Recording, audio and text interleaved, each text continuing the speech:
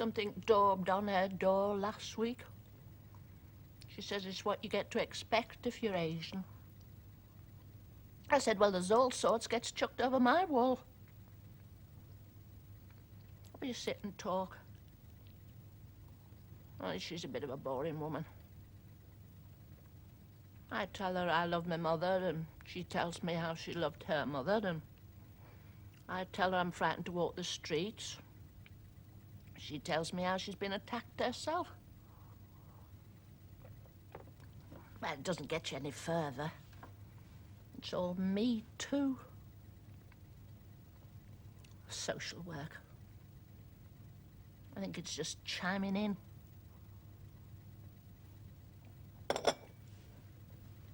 I'm on what's called a suspended sentence. It means you have to toe the line. If I write any more letters, I get sent to prison. The magistrate said I was more to be pitied than anything else. I said, excuse me, may I interject? He said, no, your best plan is to keep mum. Big fella, navy blue suit, poppy in his buttonhole. He looked a bit of a drinker. Maureen says I should listen to local radio. Listen to these phone-in things. Join them. Chat with the disc jockey and choose a record. She says they're very effective in alleviating loneliness and a sense of being isolated in the community. I said yes, and they're even more effective in bumping up the phone bill. Maureen's trying to get me on reading. I suppose to get me off writing. She says books would widen my horizon. Fetches me novels. Only they don't ring true. I mean, when somebody in a novel says something like, I've never been in an air crash, then you know this means that 5 minutes later they will be. Say trains never crash, and one does, in stories saying it brings it on. So that when you get the heroine saying, I don't suppose I'll ever be happy, then you can bank on it that there's happiness just round the corner. That's the rule in novels. Whereas in life, if you say you're never going to be happy, then you never are happy, and saying it doesn't make a heap of a difference. I sometimes catch myself thinking it'll be better the second time round. But this is it. This has been my go.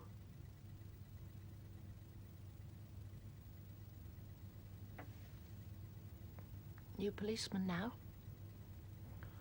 Walks the streets the way they used to. Part of the new policy. Community policing. Smiles. Passes the time of day. Keeping an eye on things. Certainly keeps an eye on number 56.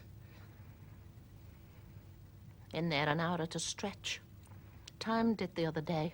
And when eventually he comes out, she's at the door in one of those little shorty housecoat things. He's in there now. He wants reporting.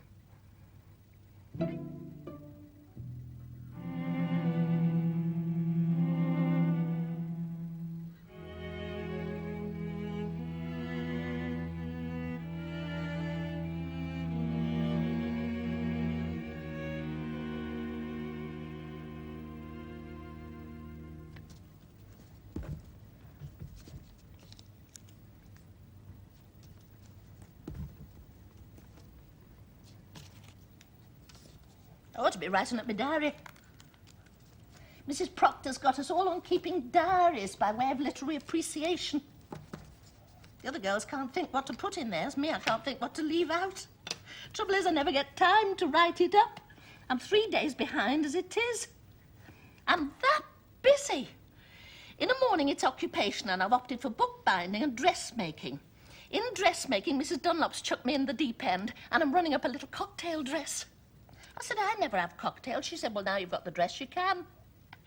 That's what it's geared to, this place. New horizons. It's in Shantung with a little shawl collar.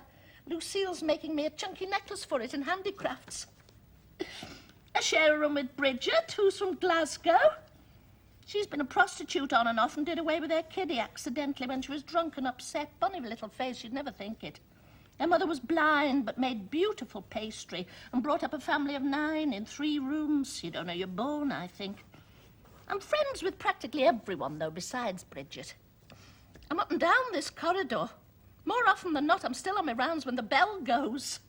They laugh at me, I know, but it's all in good part.